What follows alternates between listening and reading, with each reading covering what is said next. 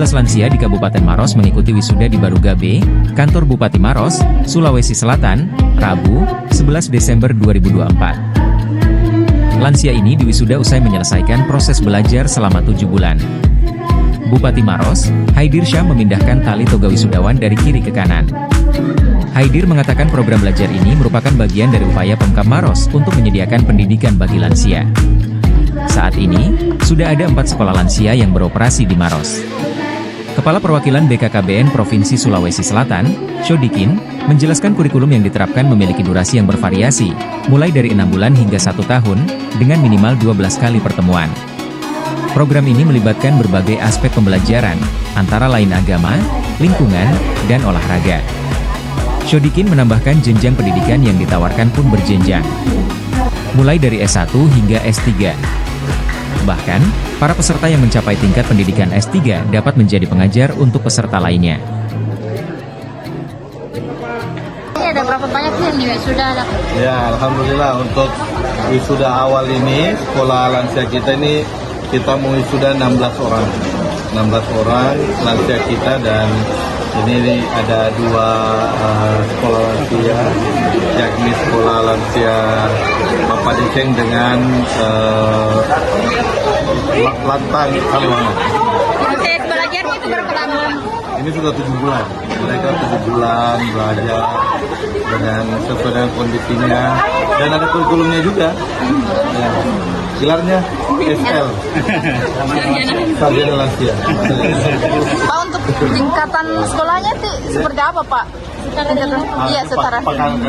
Jadi ini sekolah lansia itu kan ada kurikulumnya, itu ada minimal 12 kali pertemuan.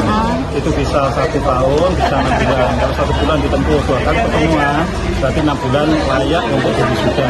Wisudanya juga kehadirannya dan sebagainya, kedisiplinan itu menjadi kriteria untuk bisa diwisuda.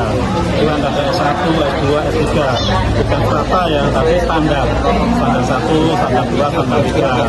Itu supaya apa? Untuk silaturahmi, supaya sehat, bisa mandiri, tidak ketergantungan dengan keluarga. Inilah tujuan dari sekolah lansia. Apa sih yang dipelajari di sekolah lansia ini, Pak? Itu ada gerakan fungsi keluarga ya, untuk dimensi, lansia tangguh, itu juga ada. Jadi mulai agama, lingkungan dan sebagainya, macam-macam. Berarti yang event ini bukan yang sekolah atau seperti itu? Jadi ini bukan sekolah kayak membaca dan sebagainya.